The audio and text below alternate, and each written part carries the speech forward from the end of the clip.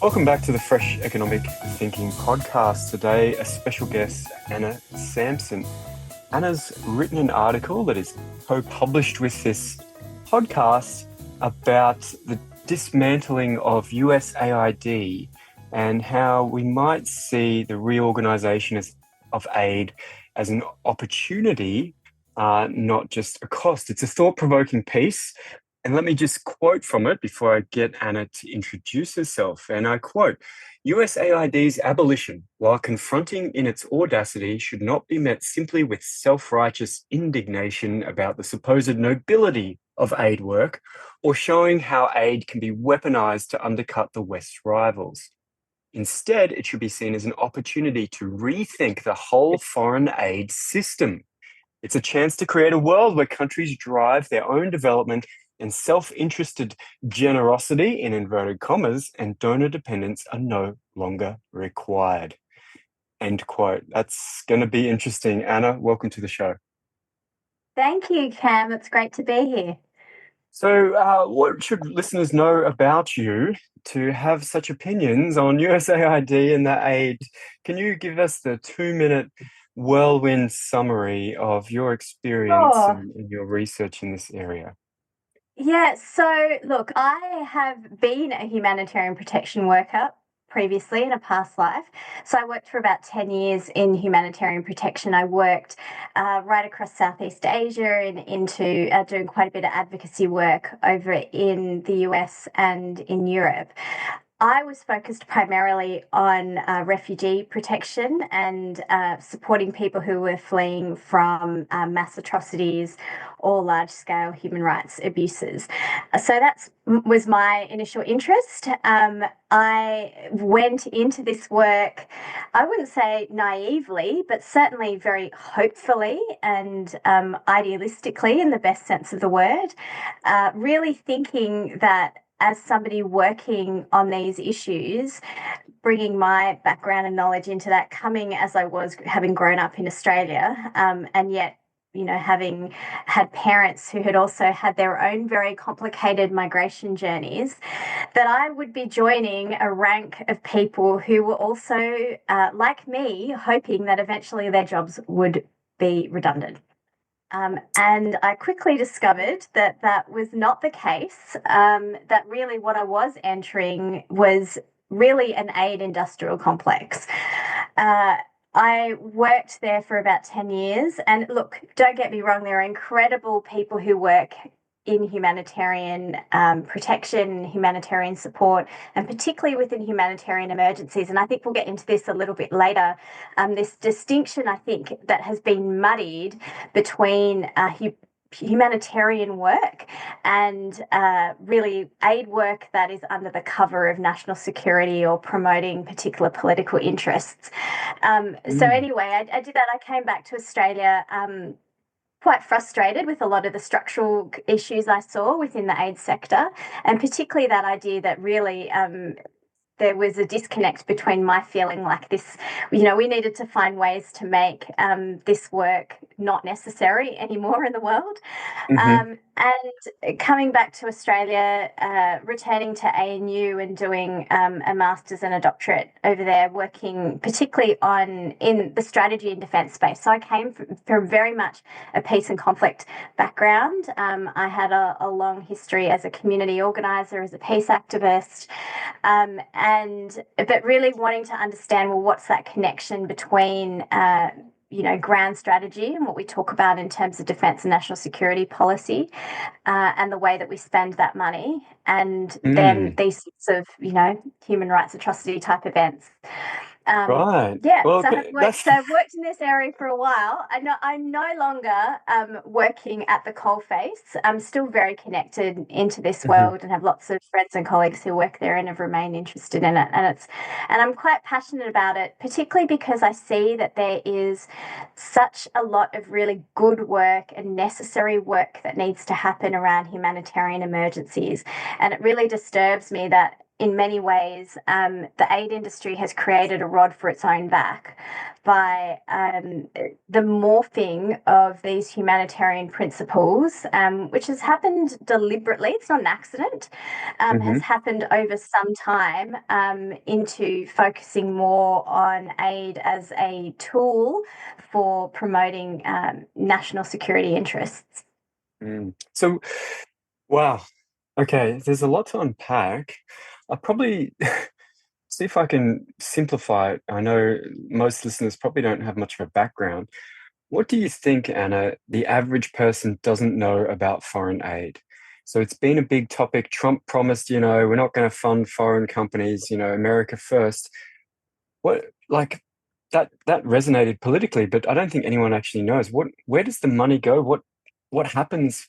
Like, it Yeah, what sounds happens great. It to it? sounds rewarding. It sounds like we're doing the right thing. What is it, and what does the average person not understand that we should? Well, actually, I think the average person understands a lot more than we give them credit for around what aid Hmm. does and why they're so concerned about it and why it actually ends up being such easy pickings if you're trying to find something that people would be quite happy as a government program to axe. And again, I think this is a place where aid workers have done themselves a disservice, right? Hmm. So the traditional idea I think that people have around what aid work should be, which is when there is a humanitarian crisis or there's a war, natural disaster, as a country or as a community that's wealthier or in a better position to support or has excess of Hmm. resources at a particular time, can send those to those emergencies to help those people who are in particular need. We think about the humanitarian principles around impartiality, around, that these are ideas that people, I think, instinctively would adhere to. When my name, and this is where the idea of humanitarianism comes from, as a Hmm. very ancient idea around assisting others, fellow humans in need. So I think that as a core idea is something that most people would get behind, right? If they think about the natural. So when the tsunami happened, I don't think a lot of people were going, oh, we shouldn't really reach out to our, friends in Indonesia and, folks in Bali and everywhere else. Like there was a real, concern and a desire to send resources and support and money and whatever that looked like because people were really suffering. So I think that part of what we understand as foreign aid, people are right behind.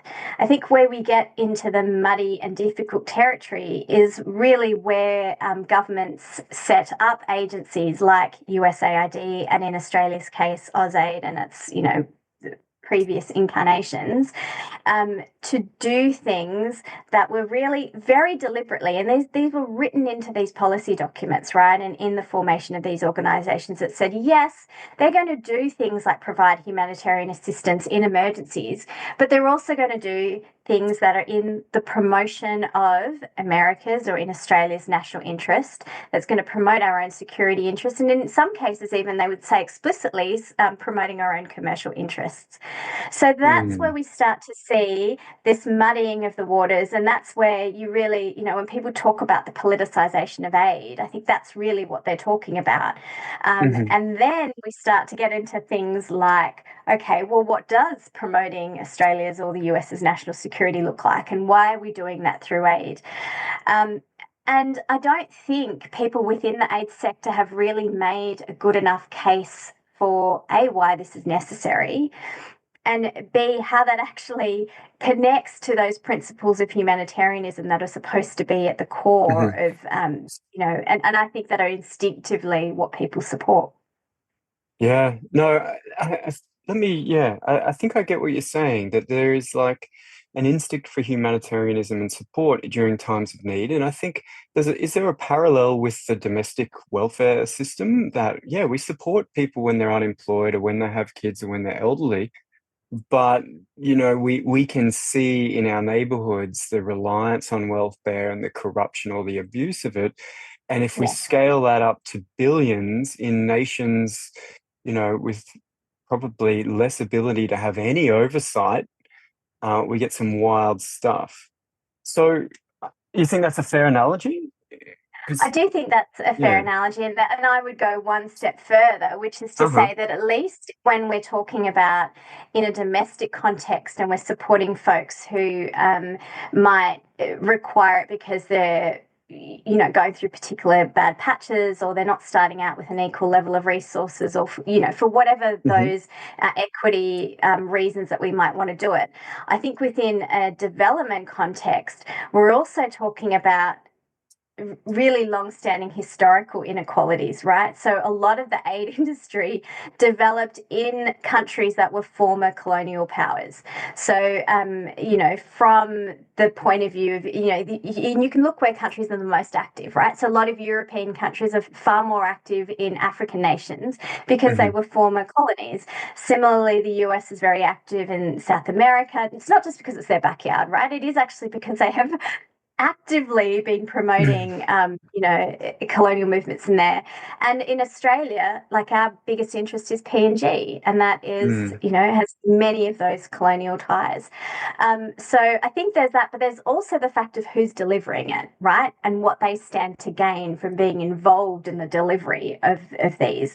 So, the idea of boomerang aid is really common, Oh, that what's that? idea that You better. really, when we spend every aid dollar that we spend, that a proportion of that it actually comes back to Australia. So it's not exactly that we're spending all this money, in that clean sense of generosity, and that money comes back by way of, the people that we employ to deliver the aid, so Hmm. that they are Australians, and that we fund them to go and live and work, and all the things that go with being able to fund an expat workforce to do that. And so there is a whole industry that's developed around that. Then there's the contractors that often, many of whom are based in Australia and have those contracts, and they're delivering these programs overseas. So it's not as clean as just saying, well, we don't want to support it when there's corruption or it's not being used well. No, Uh-huh. that's definitely. So give us some context economically. So I think in the US, the USAID budget was 50 billion or 60 billion US dollars. So nearing Billion. on Yes. Yeah.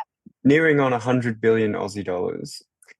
What's Australia's public aid budget, and how can you break down at all the main ways it's spent? Like, is it 10% actual humanitarian things during natural disasters, wars, etc., and 90% bureaucrats and serving US strategic interests? Or do you have any ballpark on how much Yeah. we So spend and look, how it's spent?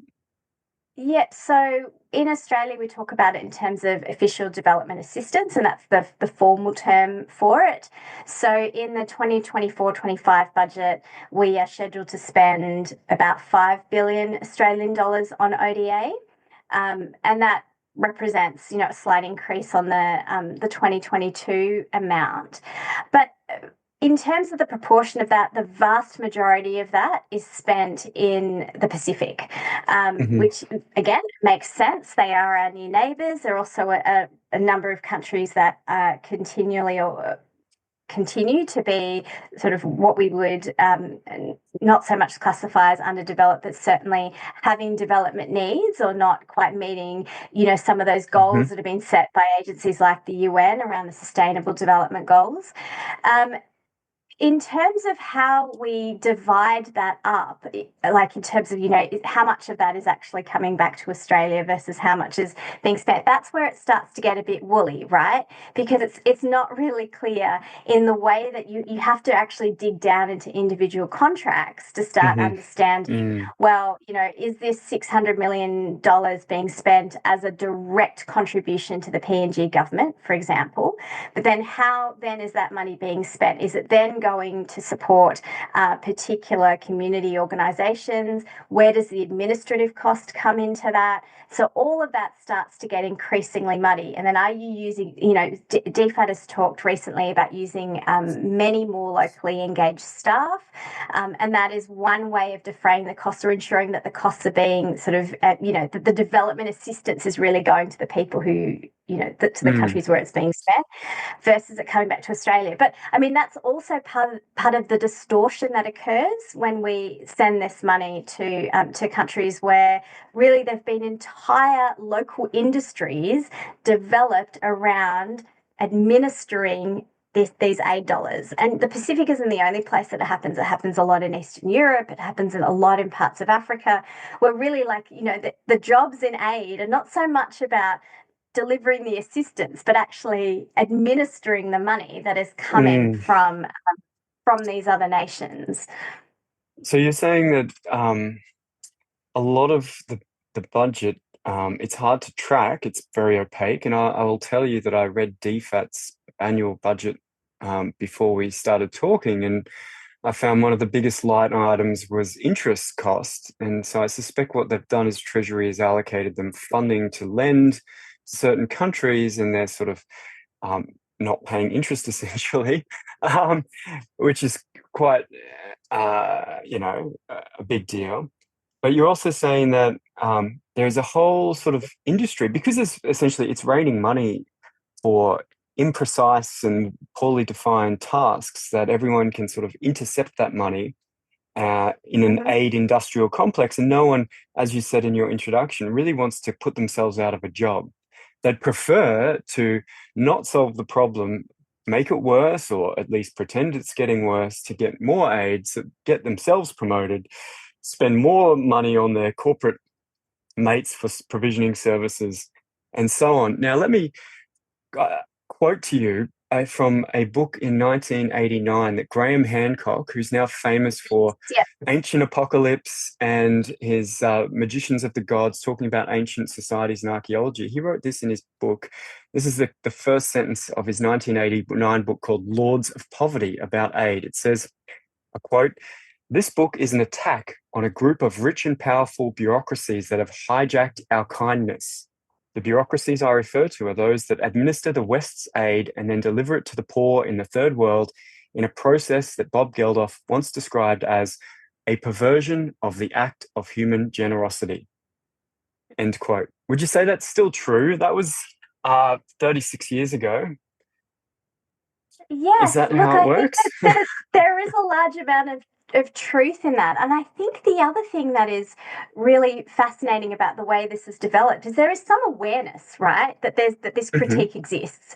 And certainly from a lot of aid recipient countries, there has been a backlash to this aid. They see this aid as creating, perverse incentives within their local communities, that it's creating, directing funding to particular things that we don't necessarily know what the outcome is going to be. All the metrics are so, woolly and fuzzy that we can't actually talk about, $1 spent here is actually giving us X kind of return on investment, and that causation link isn't really well established. So they started to morph their justifications for why we do aid much more solidly into that national security space.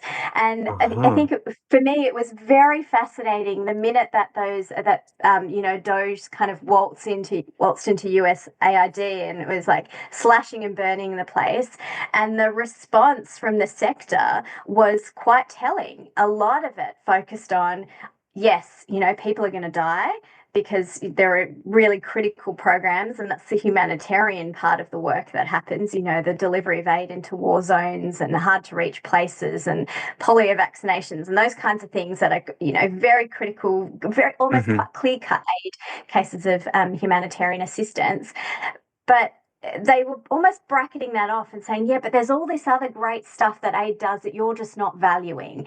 And, we support democracy. We support, the free press. We support, NGOs and community organizations. And we support media and all these other things that really, I think, was a very poor reading of the room. I mean, this is probably the number one reason why people within the MAGA movement and Trump and his allies would see USAID as an important thing to depoliticize and to cut, or to at least switch the politics around it. So I think that was and that was really talking about, well, what we do as USAID is promote American security interests overseas. and that's why we need to be protected. So and this was not just coming from, interestingly, like I kind of expected it from USAID and the bureaucrats within there, but it was also coming from the sectors that they support. So, Save the Children, for example, put out a statement that was talking very explicitly about how it was important to, aid is not about charity, it's not about altruism, it's about protecting our own national interests. And that's the reason why we do it, and we should continue to do it. Um, and and going even further, there was this almost knee-jerk reaction of saying, well, if we don't do this work, the boogeyman in the room is going to leap in and do it, and that's China. So if we care about beating China on a global scale, whatever that means to you, Yeah. that this, aid is one of those places that we should be actively involved in. So it's this kind of weaponizing of generosity, exactly as that quote says, right? So, yeah. Yeah, and skewing it that way. But you're also saying it's actually morphed not just, the leeches on the rent seeking of genuine humanitarian aid, but it's actually morphed quite a lot to not even use that as a justification anymore, but go, no, we're not here to help poor people. We're here to selfishly help us in this global political Cold War of strategic economic interests. That's what the money's for. And that's why you need to keep paying us. And why not add a zero to each dollar? Because how much more important is our strategic military interest than, local humanitarian interests? I did not know that that's sort of how far it went. So that's Yeah. like, that's news to me. So I assume that the US does that, and, it's the biggest military with the most global economic interests, and that makes sense. Is that the similar justification in Australia in the Pacific, that we need to cozy up and have these relationships so when we need, we can put our ships and our submarines and our bases and land our planes there and they will just cave? Is that used as a justification? Is that a primary Well, one yes. now? And look, Oh, it's okay. not, and again, it hasn't, it's not really new, right? So if you think about, so the USAID sort of was established in the 60s during the Cold War, right? So again, this kind of very explicit idea of seeing it as part of the the drive against communism.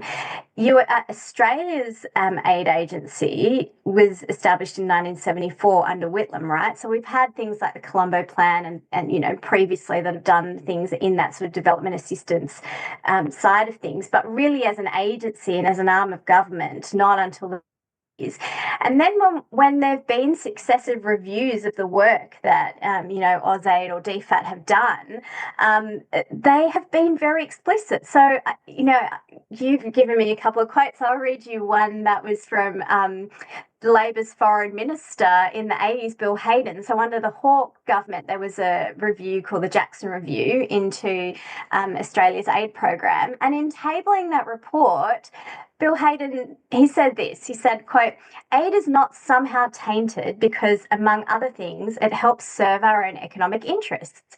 But there are arguments that go in that direction.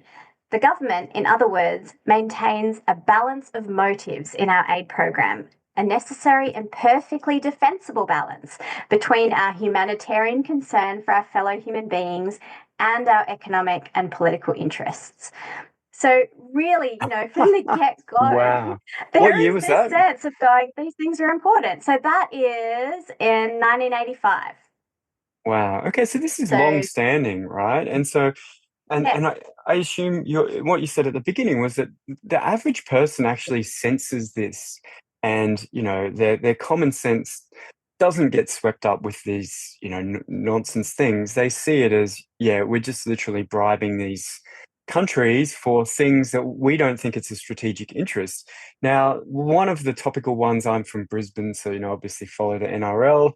One of the yeah, topical ones is a PNG NRL team, right? And the government's dropped yeah. $600 million, and apparently, PNG already owes $3 billion of loans. And um, I'm going to read you from an ABC article. You've probably seen recently the reports about these projects that the Papua New Guinea cabinet Yeah.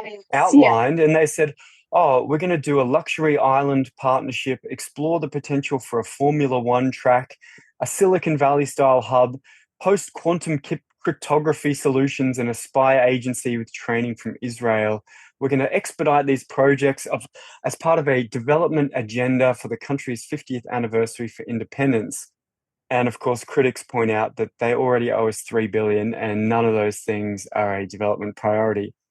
Is this just where you end up at the end of this Well, road? yeah, look, in some ways you could argue they've jumped the shark on this one. I mean, PNG is an entertaining case in some ways. I mean, on the serious side, this is a country that, despite the billions of dollars we have thrown at it, still, is ranks very poorly amongst a whole range of indicators, not least of which are things like, maternal mortality and, even income levels.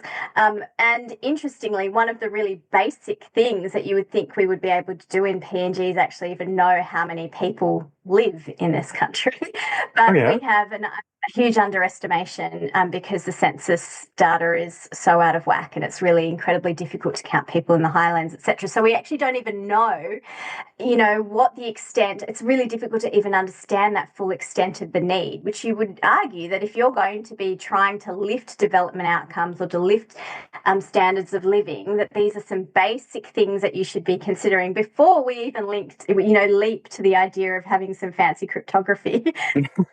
So would the average Aussie then be right if an Australian Trump character came in to say, yeah, let's defund AusAid and some of DFAT and just leave these people alone, essentially?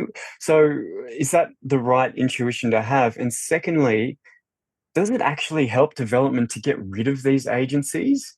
Because you mentioned earlier that it creates local tensions because there's this leech class of people relying on aid, and when you actually want to do local development, you can't do it because there's competing interests, like the foreign companies want to get support, etc. Is it better if we just leave? Is that actually the humanitarian way to help development, like outside of these emergency situations? Would you go that far? Well, there is look, I think there's a compelling argument to be made there for a number of reasons. First of all, it's coming from a lot of these countries themselves, right? And so people who are working on raising living standards, who are supporting things like increasing investment, local businesses, developing industry, supporting education, it's actually coming from those folks themselves. They're saying that what you're doing is not only a type of post-colonial project, it's actually distorting our own local incentives and the way that we want to be able to develop our own countries. You're removing that sense of autonomy from us. So, yes, if you leave, we can actually sort this stuff out ourselves.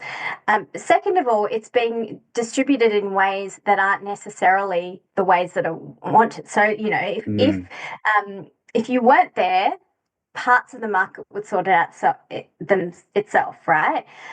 Now, the comeback to the top, and well, things are too corrupt, there isn't the right regulation, you don't have the governance structures, and there is some element of truth in that, but also the amount there isn't also a clear connection, right, between spending all this money on governance and anti-corruption activities and then actually seeing that translate into the kind of development that we're talking about here and the actual lifting of economic standards and standards of living amongst these communities. I think this is one of also the big fallacies around development, and I come back to this idea around causation. Like, just because we have spent money on development and development has occurred, it doesn't mean that one thing caused the other, right? So in general, the living standards of countries have improved all around the world, right? Yeah. And it's not necessarily because we have been throwing money at them. And in some cases, pointed out, it may have in fact hindered it. So there's this real inability to create that link, because we're not sort of saying, when we do X, we create Y. And the other part of it too is my concern is when we start doing this thing of saying, well, actually, it's really important that we invest and we build this port so China doesn't build this port, for example. The connection there is, well, what are we actually talking about here? If this is a national security question, then we need to be comparing like with like. We need to compare the investment in building a port with, say, actually building a military base somewhere, or actually investing in certain types of offensive weapons or defensive structures or whatever. Like, that is the comparison that needs to be made. And arguably you get much more, excuse the pun, like bang for your buck by actually spending on weapons than you would in this kind of roundabout way trying to, gain friends and influence people. Is that because just there's plenty of waste in procuring weapons for the military, but there's actually Oh, yes. more in all the salaries for the aid and the dysfunction of those local areas that comes with it, that you may as well have just built a military base and gone with the military graft instead of the aid graft and got more bang for your buck? I mean, that's amazing to consider, given that most people also think the military weapons procurement is the biggest, rent-seeking opportunity out there. To think that aid is Yes. the scale is just that big that it makes military seem okay. I mean, I'm floored by that. So I want to sort of bring this story to a close, because I think, as you said, people intuit this um, the big picture on aid. I started by asking you, what do people get wrong? And you said actually they probably get a lot of it right. Their common sense is probably well tuned in.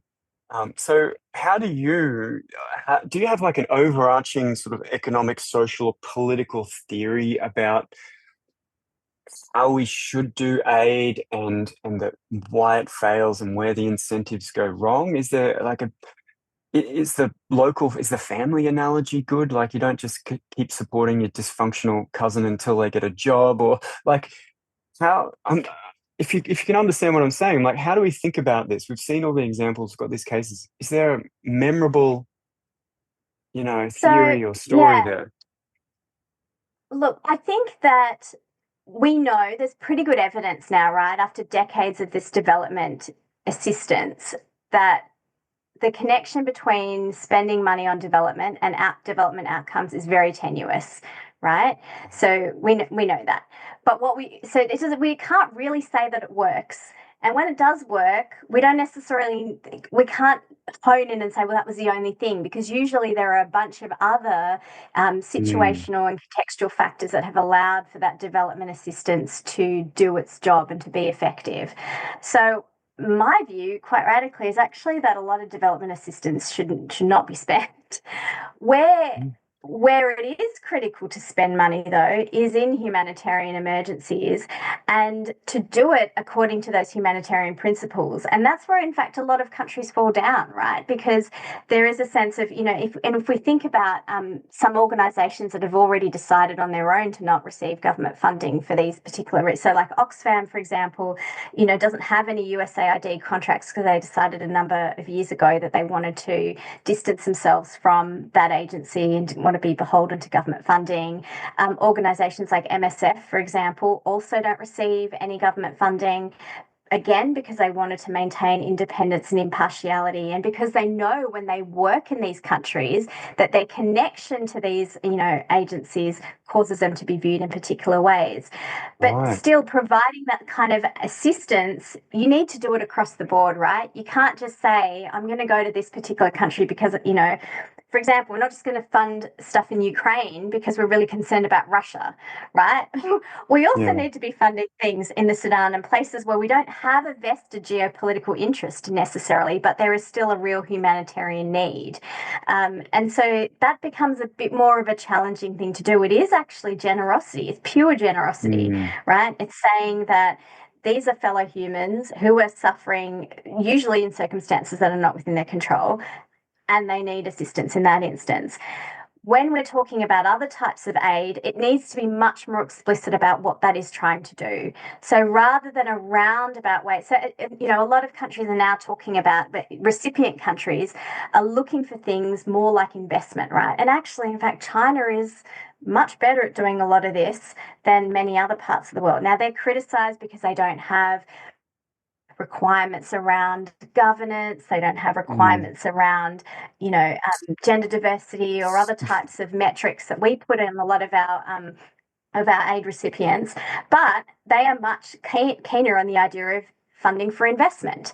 Giving those loans is a separate question, and I think that creates other types of issues. But certainly the co-investment and the investment in infrastructure and that sort of development work is, can be useful if it's done in a way that is truly empowering of those local communities and driven by them, mm. and isn't just a way of enabling further rent seeking.